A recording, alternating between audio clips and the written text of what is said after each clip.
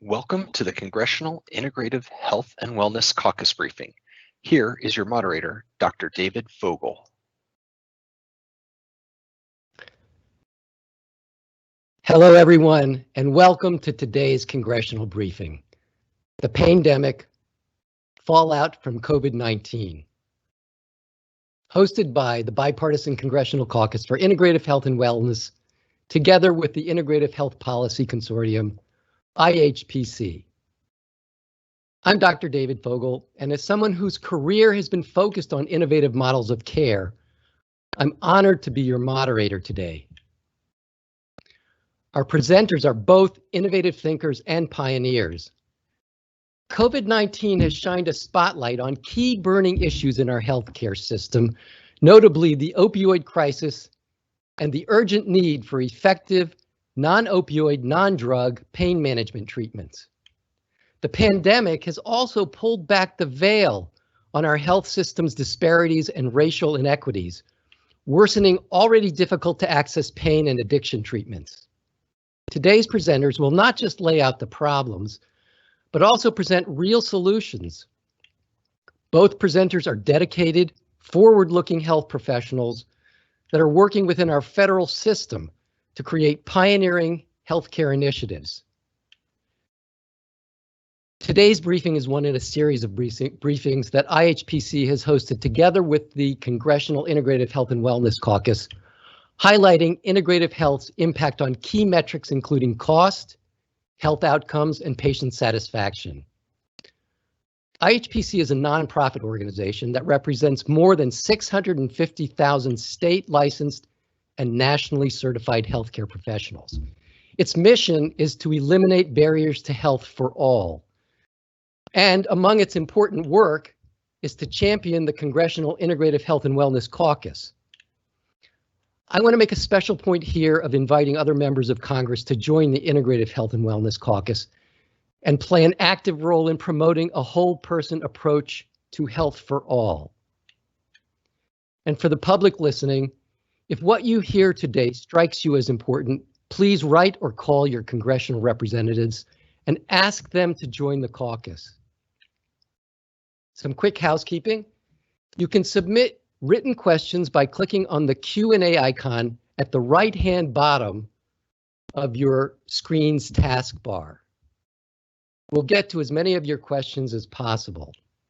Also, today's presentation will have real-time subtitles.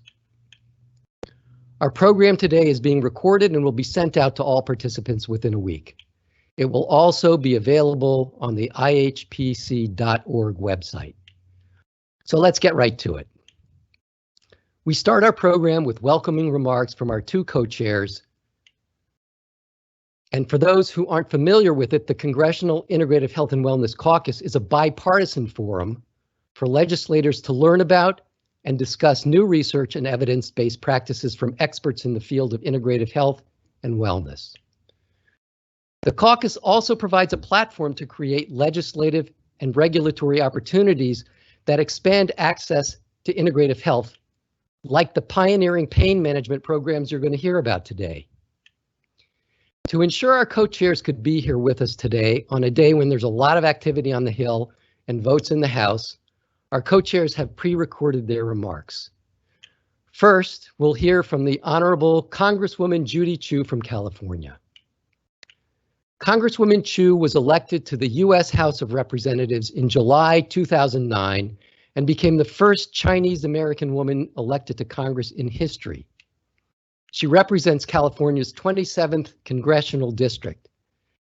Congresswoman Chu currently serves on the powerful House Ways and Means Committee, which has jurisdiction over legislation pertaining to taxes, revenues, Social Security, and Medicare.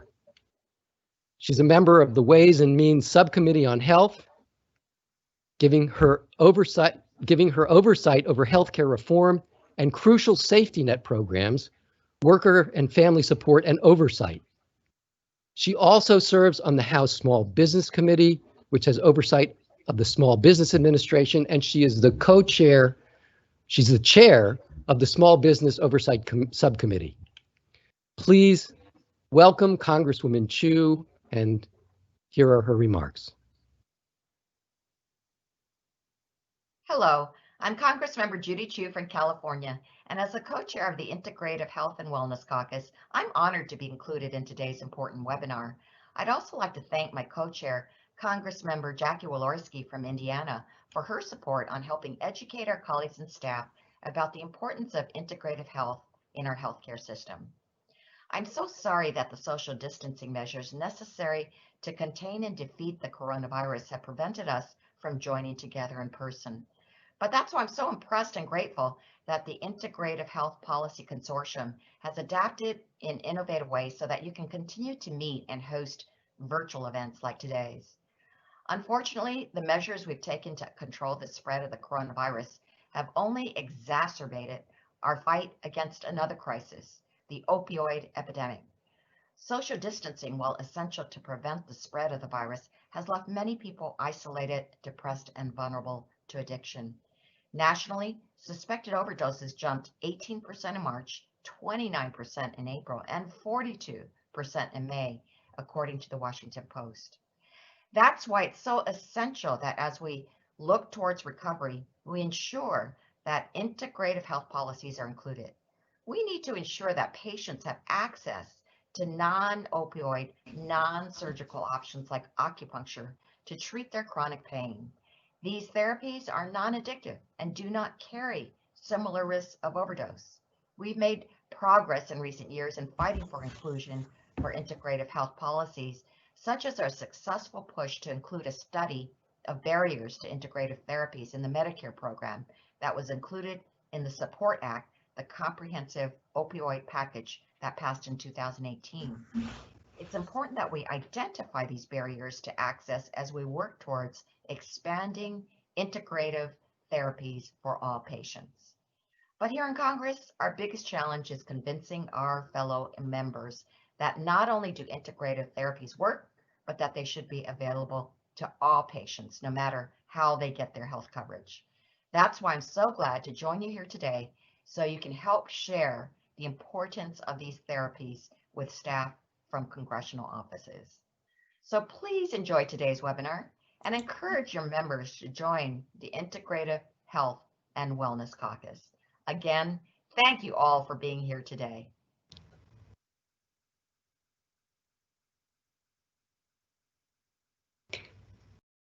Thank you so much, Congresswoman Chu, for your continued efforts and all your support.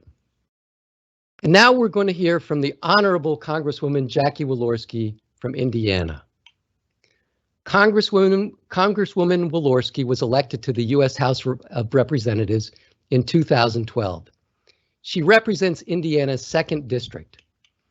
She also serves on the House Ways and Means Committee and previously served on the House Armed Services Committee, the House Veterans Affairs Committee, the House Budget Committee, and the House Agricultural Committee, which she chaired the Nutrition Subcommittee. She served on the conference committee that negotiated bipartisan comprehensive legislation to combat opioid and heroin abuse, and her legislation to prevent overprescription of addictive painkillers to veterans was signed into law. Please welcome Congresswoman Walorski and play her video.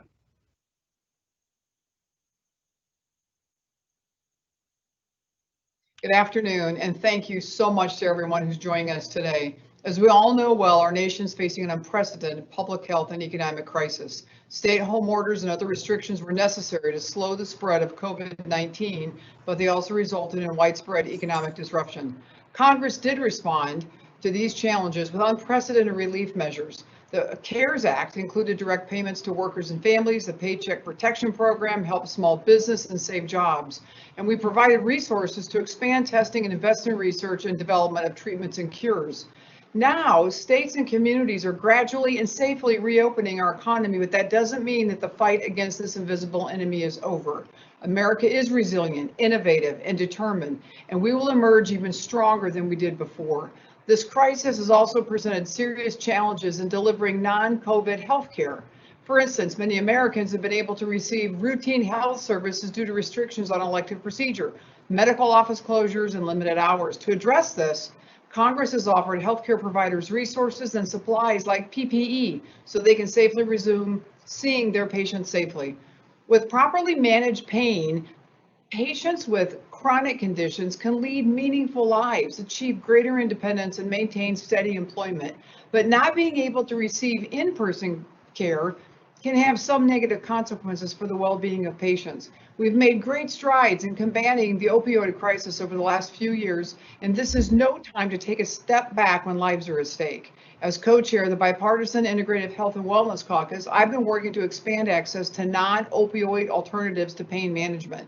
We're committed to educating patients and providers about these innovative options. I want to thank the Integrative Healthcare Policy Consortium and our panel of integrative health experts for sharing their ideas and insights today.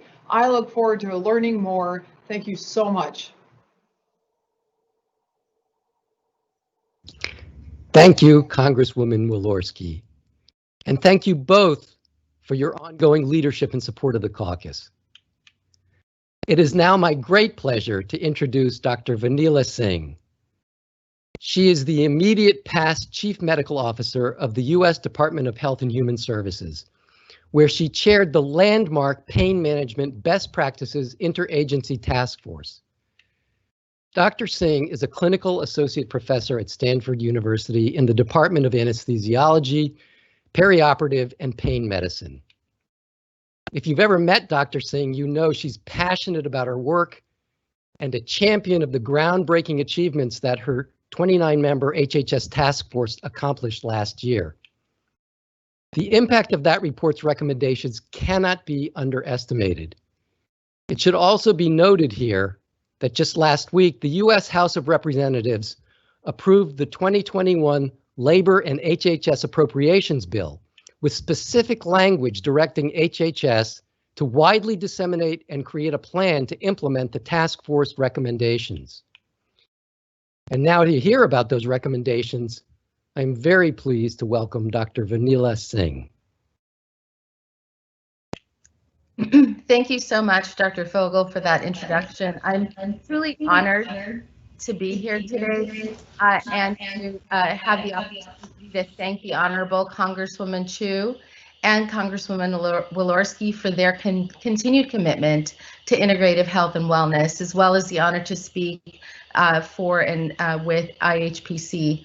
If I can get my slides up, I would love to begin this, but I just want to frame that one of the most important things regarding the challenges of pain care has also been, of course, the intersection with the opioid crisis and the real public health issue that was our #1 public health issue just prior to COVID taking over. And in this time, I think it is absolutely amazing that we are focusing time on this very important public health issue that unfortunately seems to be worsening. So this is a great opportunity to speak to all of you, many who are great stakeholders in finding the solutions to help those who are suffering from chronic pain and to help lessen the illicit drug crisis that has really gripped our nation. So I'll go to our next slide, please. Great. So just as a brief review, our current crisis that the Congresswomen laid out so nicely was really the first wave that began back in 1999. It was estimated that about 183,000 people died from the rise in prescription opioids. And I just want to add that some of those folks were not prescribed the opioids, but in fact got them. So there's misuse, there was borrowing, and that led to a death rate that was really tragic in terms of a 4-fold increase in that time that would span 1999 to 2011. Next slide. That first wave unfortunately lent itself to the rise in heroin deaths in the United States. This second wave of heroin deaths also led to another increased fourfold in death rates. And you could see here the orange line actually represents a linear, almost linear line in which over 70,000 people died, and it reintroduced the concerns of hepatitis C as well as HIV. We'll go to the next slide.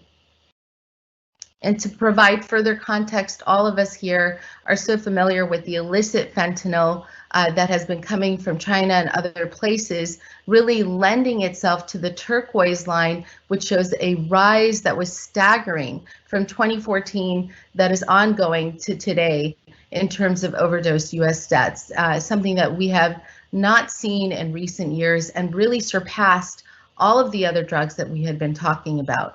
And currently, I just want to bring folks to the next slide, which is really furthering the illicit concerns that we're seeing with our patients, with people around the nation in terms of the psychostimulants, specifically methamphetamine and cocaine with or without opioids. You could see that very solid line and how the current fourth wave is also contributing to near death or overdose death rates. And these are folks who are hurting, whether physically, mentally, and we certainly know that the COVID crisis is not making any of this easy, which is why it is so important that we're focusing on how to better our pain care. And I'll go to the next slide. So just to review, the CDC came out with statistics that showcased that at least 50 million American adults suffer from chronic daily pain or almost daily pain. And some of those estimates are even higher if you consider that it might be every other day pain or migraine pain. However, the real challenging thing to see is that almost 20 million American adults have what we term as high impact chronic pain, where people actually don't have a quality of life, cannot in fact function, cannot work, and that is a staggering almost 10% of our nation's population. So these numbers are really what move us to try and help find solutions. Next slide. The Comprehensive Addiction Recovery Act by Congress in 2016 actually called for the Pain Management Best Practices Interagency Task Force, which was to provide gaps and recommendations to those gaps out there that were found across the nation at state, county, and local levels, and actually was very prescriptive in terms of how to address this. The task force was asked to have federal organizations, HHS convening it, but also with the Department of Defense and the Veterans Affairs Administration, as well as the White House Office of National Drug Control Policy. Non-federal organizations included hospital associations, patient advocacy groups, really important groups there, professional medical organizations, state medical boards, and veteran service organizations. So important to have our vets there. And then specialty expertise in pain, mental health, minority health, substance use disorder, primary care, our pharmacists, our surgeons, our psychologists, toxicologists, and emergency medicine folks, all with great expertise and different perspectives on how to combat the actual issue that was afflicting the nation, both with pain, but also, of course, with the substance use going on around the country. Next slide. So this led to very important information and recommendations, but I want to bring everyone's attention first to what the public was actually commenting to the task force. With almost 10,000 public comments received, an analysis was done with machine learning and AI and really showcased the first and number one issue was treatment access. Many of the patients felt that whatever the treatment modality was, whether it is complementary and integrative health or other measures, their challenge had always been treatment access, and many of them saw very quickly that if they didn't get the treatment, that they paid dearly, whether it was the ability to work or to take care of their kids. Chronic pain, of course, is the number one issue, more than acute pain. Many of them suffered from decreased functionality. They were concerned about being conflated with addiction, having issues related to stigma, and unfortunately, the rise of suicide amongst those who suffer from chronic pain conditions. Next slide. So the Pain Management Task Force, in the time that it was given before it sunsetted, came up with a solutions-oriented approach that took into account the large number of people who suffer from chronic painful conditions. And mind you, these folks not only may have things that we've all heard of, low back pain or sciatica, but they actually had some complex, less common diseases such as Ehlers-Danlos, sarcoidosis, multiple sclerosis, and everything in between. Specifically also sickle cell disease and a focus on minority health that affects specifically African Americans. All of these things were taken into account with a 5-point multimodal categorical approach and solution. So if you look at the top, medications, restorative therapies, interventional procedures, behavioral health approaches, and of course, complementary and integrative health were the 5 treatment categories that were identified as recommendations to ensure that those different categories were applied to those patients who may need them. But there were also 4 policy categories that were felt to be very important to take into context. Number 1, risk assessment. Doing a risk-benefit analysis through PDMP, urine screens, making sure that the patient had adequate access to their clinician, their doctor, so that they could know from their history and physical what was going on. The stigma that so many of these people are faced with concerning a perceived weakness from both themselves or family members or society as a whole was a big barrier to care, access to care in general, which is something we're talking about today, and of course education for the public, our society, and of course the patients. Next slide. So what we really came out with was a diagram here, a visual, that really helped folks understand how challenging this is. Individualized patient-centered care was very much the focus because, as I mentioned, folks have different causes of their chronic painful condition. Could be migraines, it could be a combination of different things, but they also have their own comorbidities, their own cultural experiences, their own environmental and historical experiences. What we showcase in this diagram is that patient A, B, C, and D may go in to see their clinician, their doctor, and then have a discussion. And what was really important that came through was that the toolbox of all different types of treatment modalities were so important because, as you know, an integrative treatment plan that would be consisting of different treatment options, multimodal options, may result in patient A, B, and C, and D on the right having different needs. So patient A may be required to have NSAIDs, such as ibuprofen, with yoga and maybe nerve blocks. Patient B may actually need a very short course of opioids because of the tragic injury they may have suffered, but also behavioral health and physical therapy. Patient C, acupuncture, perhaps surgery to help with that, and self-management skills. Patient D, gabapentinoids, Tai Chi, and maybe an epidural steroid injection. The point is that patients have different issues and we need a full toolbox to be able to help them recover so that they have the dignity and quality of life. Next slide. The approach to pain management has to be one that includes a biopsychosocial model of pain management in which we look at both biological factors, diagnosis, age, what's the injury physically, psychological factors, what is the mood of the patient. Oftentimes the patients have stress and anxiety when they have pain because they know it limits their function and their abilities. Social factors, what kind of social support, spirituality, family support, are they alone? And we're seeing this of course with COVID, but this is something that has existed in the pain management arena for years. And taking all of this into account is the only way to really aim to improve the overall pain experience, physical functioning, activities of daily living, and quality of life, all those clinical outcomes that we look forward to. Next slide. So the 5 categories that I mentioned include number 1, medications.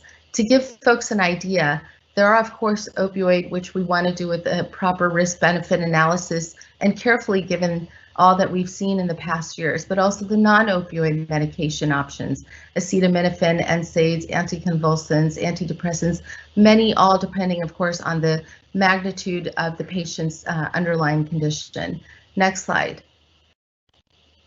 The second category were interventional procedures, procedures that might be minor, as in trigger point injections, joint injections, peripheral nerve blocks, all the way to more advanced sciences that in the neuromodulation arena, vertebral augmentation, and many different things that are in fact minimally invasive, but still relevant and important to some subpopulations. Next slide. The third category was behavioral health therapies.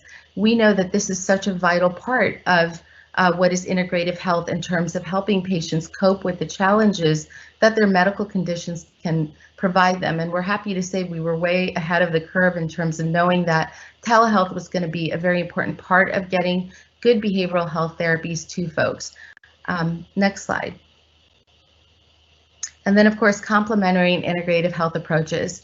In this section, we really wanted to ensure that given the magnitude of the task force and the national policy and effect this would have, that we were ensuring to include all the various aspects of complementary and integrative health approaches, including massage and manipulative therapies, yoga, tai chi, spirituality, mindfulness-based stress reduction, and acupuncture. One of the things that I want to state that that Congressman Chu had brought up was the Support Act. The task force was also asked to consult with the Support Act folks at CMS, which we did, and we're happy to say that we believe that the acupuncture for low back pain was certainly one of the outcomes, and we're looking forward to more movement in that arena. But there are many different aspects of the complementary and integrative health approaches that need to be and absolutely have provided such important improved outcomes for some patients. Next slide. The innovative delivery systems, research, and special populations. As I mentioned, we knew that telemedicine and telementoring had a role in this. It wouldn't certainly supplant in-person visits, but we knew that access to care in rural areas, or those areas where people have challenges with transportation and getting to the hospital because of their injuries, their medical conditions, and the chronic pain issues. We also know that research is needed to better understand mechanisms of pain to help actually guide why integrative health solutions would actually and do play a huge role and can actually be preventive and as well as innovative with medical devices and other medicines. And then finally, one of the key things that I really wanted to share with everybody was the special populations that we identified as those with special considerations that often make it very difficult for these folks and may even result in health disparities. Number one was the pediatric population. Very different whole cause, very important to address in life, as many of these folks suffer a lifespan of different issues that can actually result in even worsening adult outcomes. Women who have special considerations, it affects them how they respond to pain, and of course some of the stigma that's associated with women in pain. Older adults with their limitations, often with organ dependent metabolism, their challenges as they get older, and also not to assume that things are just age related, but in fact they do impact their functionality, their independence, and their dignity, and to take those things and measures into account. Certainly integrative health, acupuncture, and other measures are so appropriate in many of these patients. And then American Indians, Alaskan Natives, our active duty soldiers and our veterans have such important issues to consider with the very challenges that they gave during their service or even after. Many of them come with unbelievable chronic pain issues. I must say Walter Reed has brought into the pain arena art therapy and many amazing advanced innovative thinking that we hope will continue to spread for these very well-deserved heroes. And we also focused on chronic relapsing conditions such as sickle cell disease. As I mentioned, this is one that afflicts African Americans mostly. It's a lifespan disease from childhood to adult, and many of these patients face significant stigma with very little in the way of solutions. We need to ensure that we keep an eye on these special populations. Next slide. One of the key things is a risk assessment for risk-benefit analysis. What we wanted to really emphasize in this is that ultimately people are individuals. Having the tools, having access to integrative health solutions as well as other solutions is vital. And when we do consider what could be there, taking stock of what a patient's history, what's their background, what are they in fact encountering, and how do we add things to really bring them into a low risk category so that they have the best clinical outcome possible without taking too much risk in terms of things that could lead to overdose, near death, and certainly other situations. Next slide. One of the things that also that I have already mentioned that I think is really important is the stigma that accompanies patients with chronic painful conditions. Many of them are treated as really second-class citizens, often assumed to be drug seekers, often assumed to be weak. We saw thousands of such comments. People who are truly suffering, have the medical conditions, but because this is often an invisible disease, many of these patients are treated really badly, whether it's by their families, even by themselves, or certainly by our health system in general. And we had many comments. These are just some that actually showcase those very big challenges that are ongoing.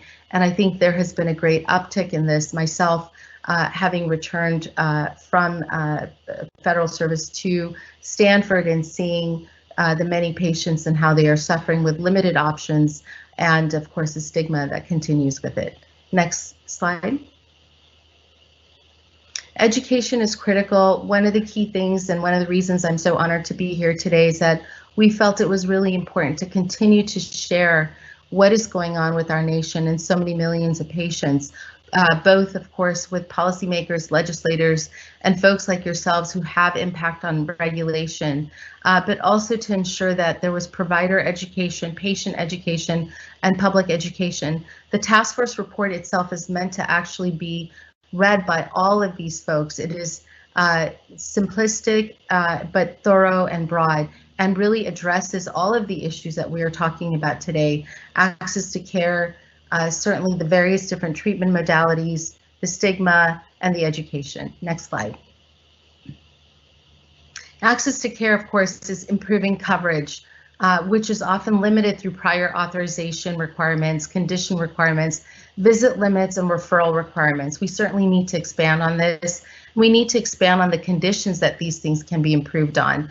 Non-pharmacological treatments for pain are often limited: physical therapy, occupational therapy, limited coverage for acupuncture for those who even get the coverage, not enough to actually have what is the optimal need in terms of reaching a better clinical outcome, behavioral health interventions as well, and overall even a multidisciplinary approach where we know that having a medical evaluation along with the psychologist, the physical therapist, the acupuncturist, and others who may be involved to really get that patient turned around, it's important, and people will forget that it is actually economically better too, because it keeps these patients from running to the emergency room when they're having such challenges or inpatient admissions. We know that being proactive with the multidisciplinary approach is the best way to go for many of these patients.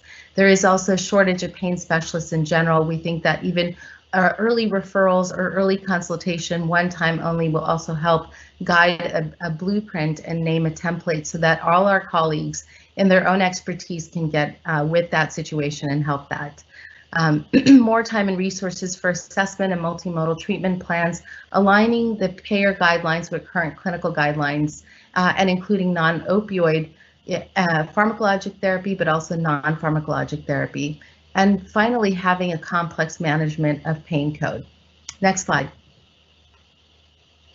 Telemedicine, as I already mentioned, it has moved at warp speed. My hope is that we will remain able to do this for pain patients in general. The limited medical transportation ability, the often physical limitations have really allowed for a way to frequently see our patients and ensure that they're doing okay with the treatments that they may have. Of course, this does not replace in-person visits, but for many folks, it has definitely allowed for improved access. I just want to make sure that folks understand just how important it has been in this community. Next slide.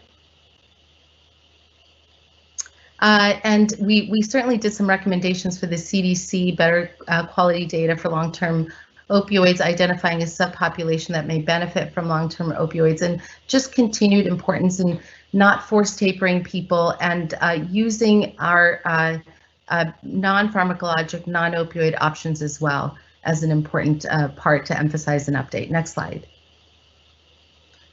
And this is again just FDA announcement last year about concerns about force tapering patients, but also more importantly, abandoning patients altogether due to misunderstandings of what pain is. And really, when we are looking at trying to limit opioids, we also have to ensure that we have solutions for those patients and not simply just decrease our opioid prescribing. We need to allow for other treatment options. Next slide.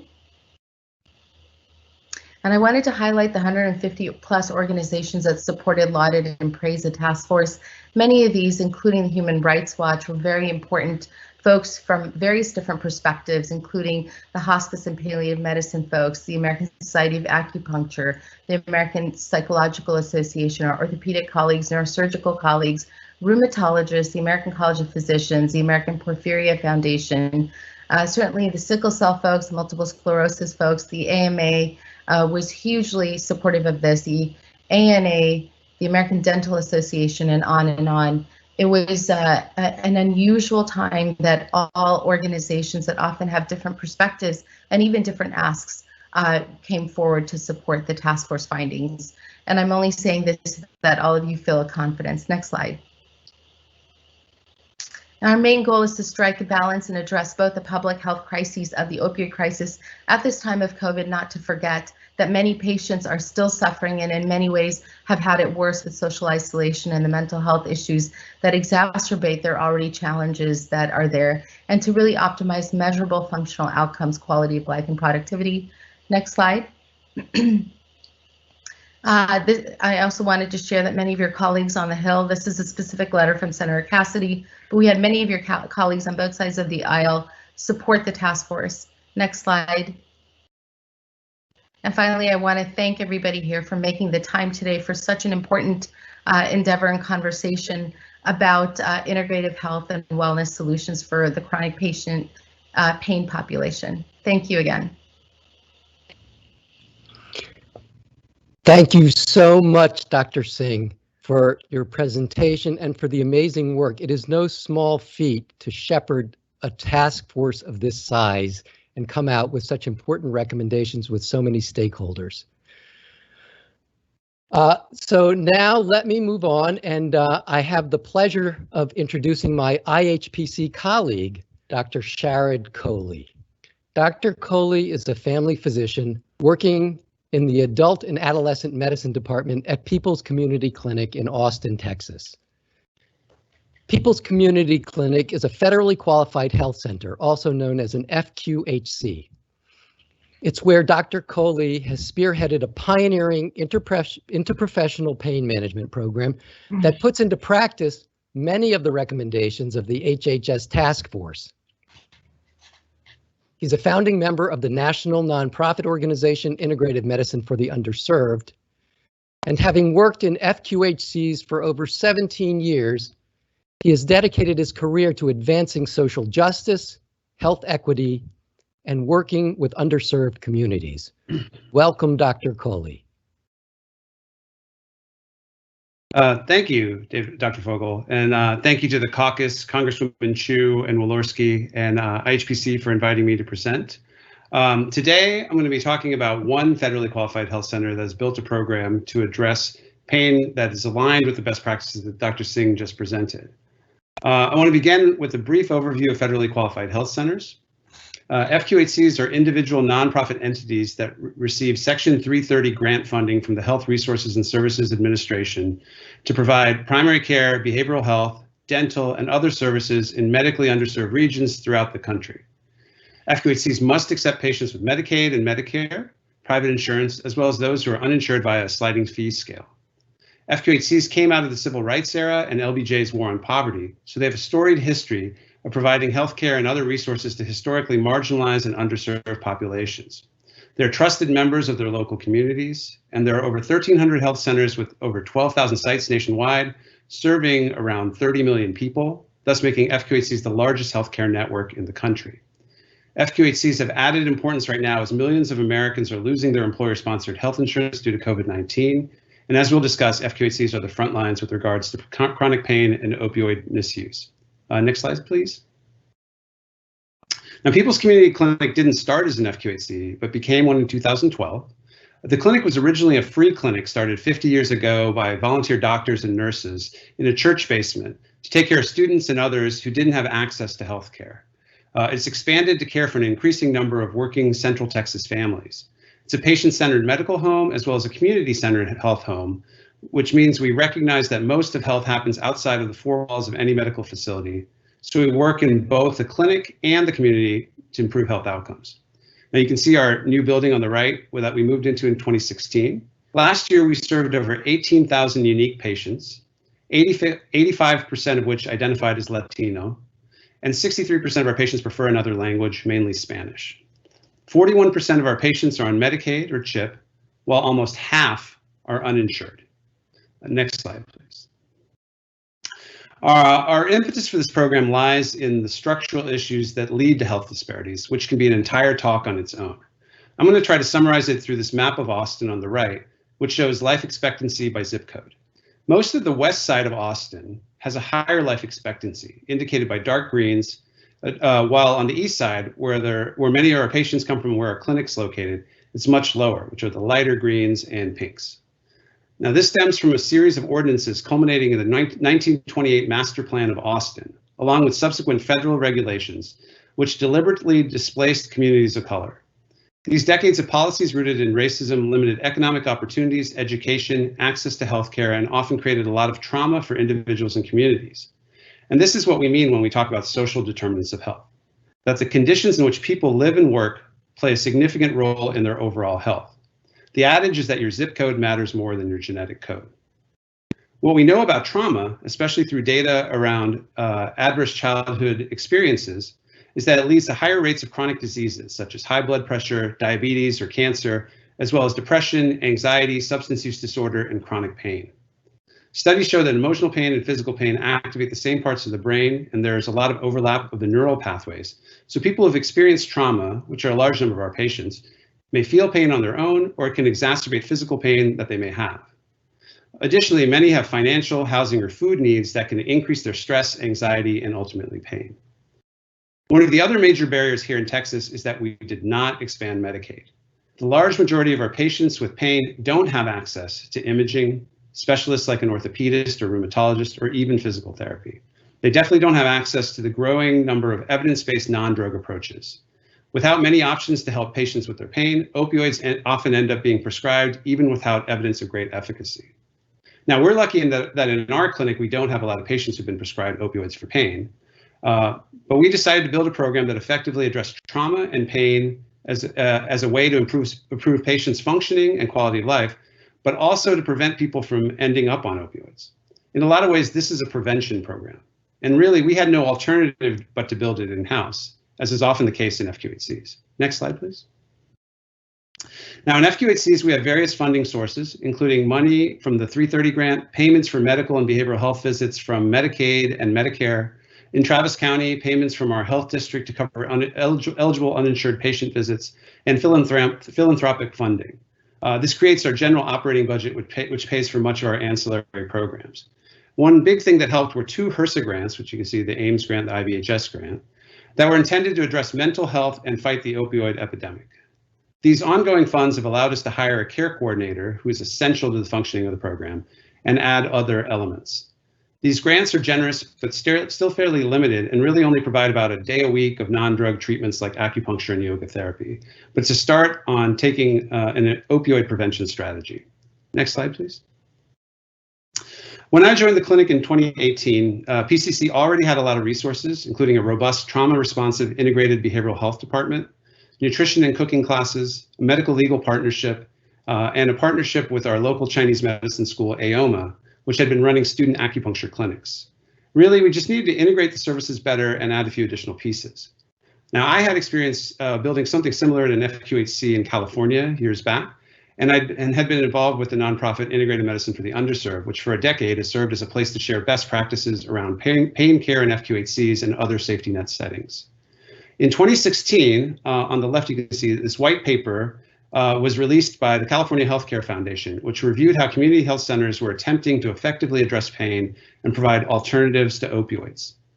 What the white paper found is that a majority of clinics addressing pain had these features in common: group medical visits, which emphasize community building and self-management, team-based care, including integrated behavioral health, some non-drug approaches to pain, which were generally not reimbursable, but health centers were incorporating this in innovative ways, and buprenorphine for both dependence and chronic pain treatment. Now, overall, these findings served as a template for our program. Next slide, please. Then in May of 2019, this incredible report from Dr. Singh's team was released, and it validated what we were building and provided us with a larger blueprint as we move forward. The report recognized the need to take a patient-centered biopsychosocial approach. Since so many of our patients are affected by upstream psychosocial and structural factors, this is generally how FQHCs already operate. Next slide, please. This slide on the left distinguishes the difference between addressing unmet social needs and social determinants, which I think is a key point. At the bottom, you see downstream interventions, which is the typical medical care that's provided in a clinic. When we start asking patients about food insecurity, housing, or transportation, we're actually looking midstream at individual social needs, which is incredibly important, and we should continue to expand programs that address these. But if we go further upstream and look to address the conditions that created the food insecurity, lack of housing, et cetera, those are the social determinants. And improving these generally requires policy changes at a local, state, or national level. At our clinic, we address all three levels.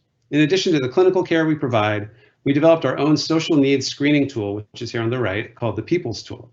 This is open source, anyone can actually use it. And it ties into various interventions that we offer in the clinic or outside through partner organizations.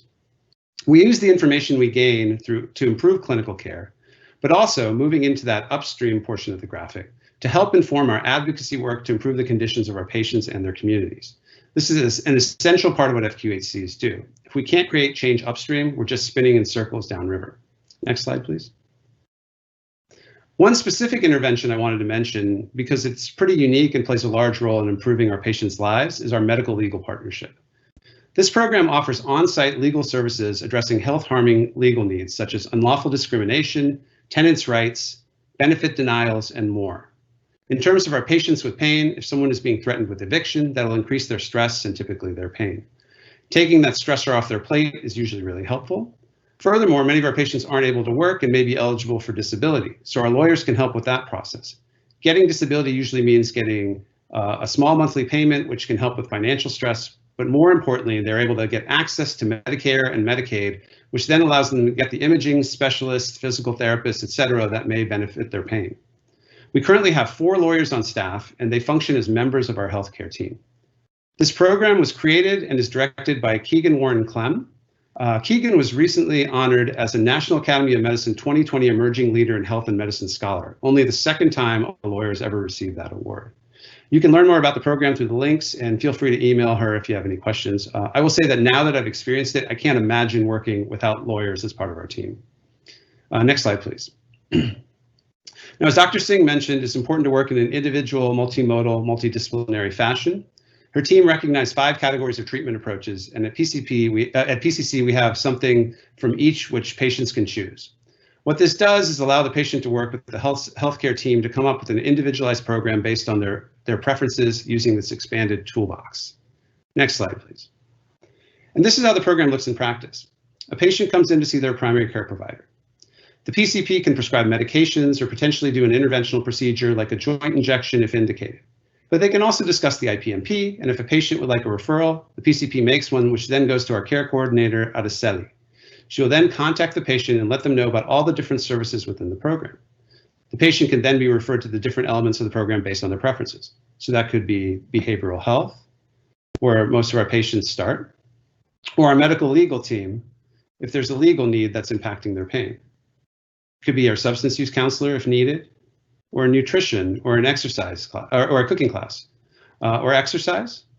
Or it could be acupuncture, which includes full body acupuncture or ear acupuncture, following what is called the NADA protocol, which has been shown to be effective for trauma, stress, anxiety, and substance use disorder. Or even yoga therapy, which is more than just yoga. It's a one-on-one application of specific yogic tools, including exercises, breathwork, meditation, and more, done in a trauma-responsive manner. Now, we were planning on adding massage therapy as it was budgeted in our grant, but COVID has put those plans on hold for now. The other place where patients can get referred to is our chronic pain groups, which is one of the cornerstones of our program. Next slide, please. So for those not familiar, group medical visits are an innovative value-based model where patients receive their medical care in a group. A provider has a face-to-face visit, so it's billable, but there's typically more time for education, information about self-management, peer-to-peer learning, and connection. Group visits are increasingly being used in underserved settings where so many patients are lonely and isolated. When patients are able to come together and realize that there are others who are going through something similar, they often feel less alone and more supported. Patients end up willing to try things that they might not otherwise. They make friends in the group, and they hold each other accountable. As one of my colleagues recently stated, often in our current model of care, we attempt to extract the individual in a way that fails to address the healing nature of community. For our groups, we adapted a curriculum developed by Paula Gardner, a physician in Massachusetts who had received a PCORI grant to create a program specifically in underserved settings. The groups are co-facilitated by our social worker, Kelly, our nutritionist, Diana, and myself. And each session generally includes a nutrition and cooking component, mind-body activity, usually some sort of movement, and most importantly, connection between group members. Now, one last point I'll make about groups is that it's a more casual interaction, which breaks down the hierarchy that often exists in medicine and builds trust. The health team learns more about the patient's concerns, as well as the inherent knowledge patients have around their own health. And this really fosters that patient-health team partnership that's central to shared decision-making. Next slide, please. One other key element of the program are weekly case conferences to discuss complex patients. Now, all the different folks I've mentioned in the IPMP come to these. Oftentimes, some of the first things we do are to stabilize crises and address social needs. So our lawyer and social workers are key to the discussion. One really important point about these case conferences is that, like the group visits that flatten hierarchies between patient and practitioners, these meetings do the same within our healthcare team. Everyone has their own expertise that they bring to the table, and we learn from each other. When more people are comfortable sharing their opinions, you're less likely to miss something, and overall this improves patient care. It also improves provider satisfaction and mitigates burnout. No one person has to do it all, since we all work together to figure out what exactly our patients need. A few of our team members say that these conferences are their highlight of the week. Next slide, please. This program is still very young, so we're in the process of collecting data. It's hard to evaluate pain because it's so complex. We're looking at pain and functioning, behavioral health and physical health measures, opioid usage, and ER utilization. But really, the ultimate goal is to improve quality of life. And we're piloting right now a tool called the Flourishing Measures from the Human Flourishing Program at Harvard. As many of my colleagues state, we're moving from what's the matter with you to what matters to you. Honestly, patients don't necessarily care about their scores on any of these metrics. They care whether they can get back to doing the things that they love. So that's what we're trying to accomplish. Next slide. So COVID-19 has been pretty brutal here in Texas, especially recently, and it's disproportionately affecting our patients. Many are deemed essential workers who are more exposed to the virus. Many have underlying health conditions that put them at higher risk for complications from the disease, and many were already struggling financially before this all hit.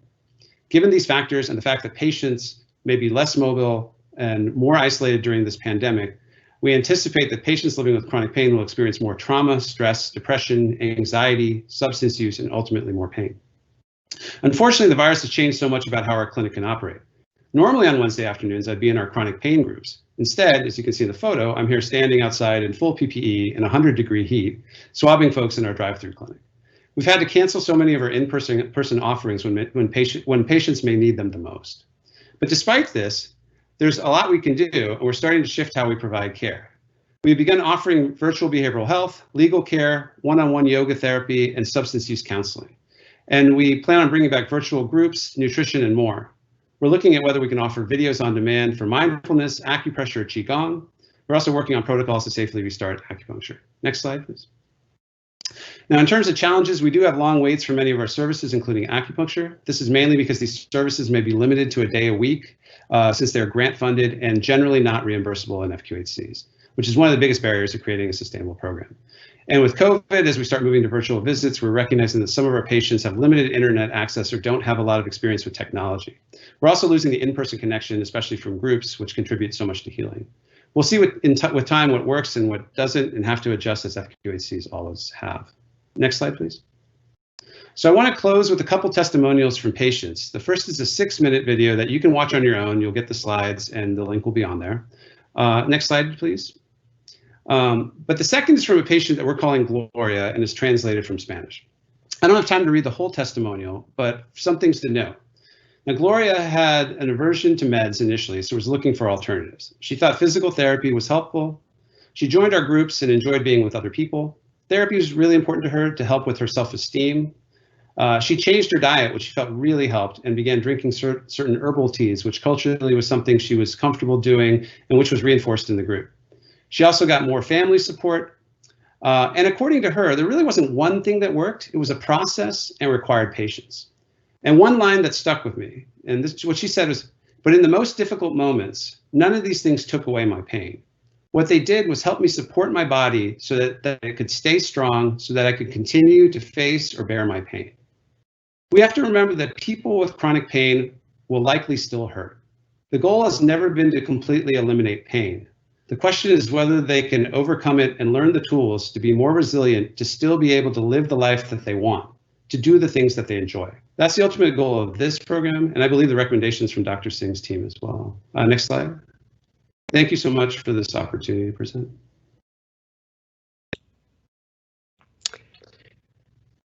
Thank you, Dr. Coley.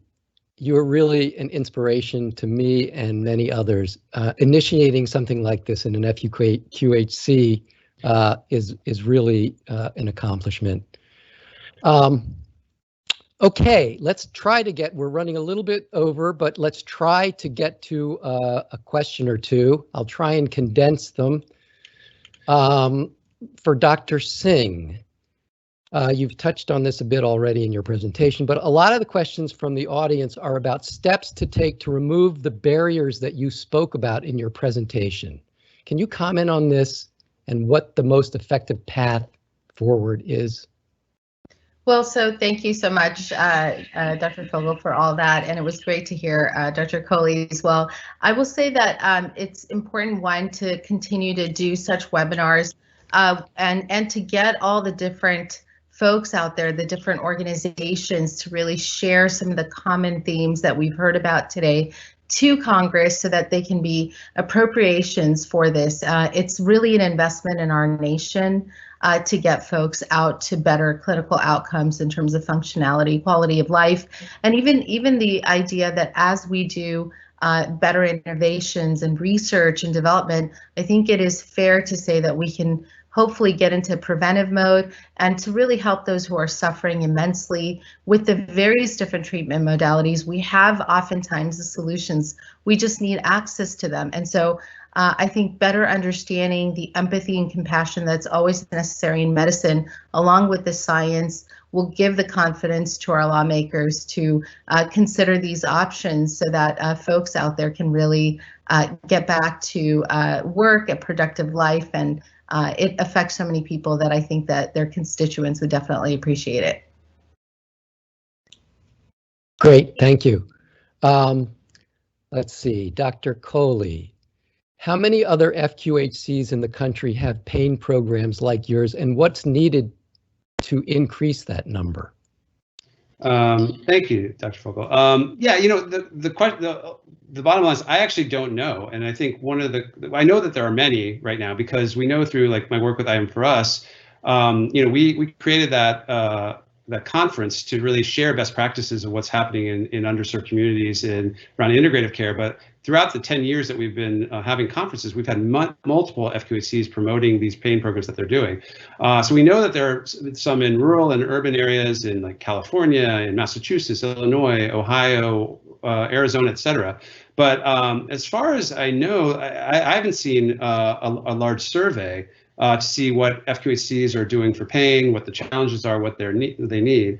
The National Association of Community Health Centers, I know, has also had a collaborative with certain FQHCs that are working on some of these issues. And so it might be great to work with them and Bureau of Primary Healthcare, who oversees the FQHC program, to really, you know, conduct a survey to really see what the needs are and what people are already doing. I think one of the other challenges right now is that you know, many of these non-drug approaches aren't reimbursed in FQHCs, and that's, you know, very variable based on the state that you're in. In Texas, you know, we don't have coverage for acupuncture or some of these other services, and so we've had to be really innovative of how we've done this. So I think, you know, it's going to, you know, these grants are great, but they're very limited in what we can do with them. And I think if we can figure out ways to make these services reimbursable in FQHCs, I think it can make this more sustainable. Great, thank you. Unfortunately, I see we're coming up on the hour and we don't have time for more questions. So We've seen today how COVID-19 has stressed our health system in ways none of us could have imagined. It's really underscored longstanding disparities and inequities in healthcare. This pandemic has distracted us from the national pain management crisis that was already raging. As everyone has learned today, there is a path forward and there is still urgent work to do. Many of the non-pharmacologic pain management practices highlighted today are not covered by insurance, making them inaccessible, while pharmacologic approaches, including opioids, are. What appears critical is for HHS to develop the implementation plan for the task force recommendations, and judging from our turnout of our listening audience today, the integrative health community needs to be a part of this planning process. We also mustn't lose sight that FQHCs are the bedrock of care for over 30 million people in the country and are our main healthcare safety net. We need to make it possible for all FQHCs across the country to implement non-pharmacologic pain treatment programs as modeled by People's Community Clinic. With this in mind, I want again to invite all members of Congress to join the Caucus for Integrative Health and Wellness and to learn more about initiatives like the ones presented today. I want to thank our caucus co-chairs, Congresswomen Jackie Walorski and Judy Chu, and Congressman Tim Ryan for the leadership and for championing the inclusion of provisions into both the Labor HHS Appropriations Bill and the Veterans Affairs Appropriation Bill. Finally, I want to thank all of you who have attended today, which includes nearly 800 registrants from across the country. I'm Dr. David Fogel. Everyone stay safe, stay healthy, and stay tuned for more briefings in our ongoing series.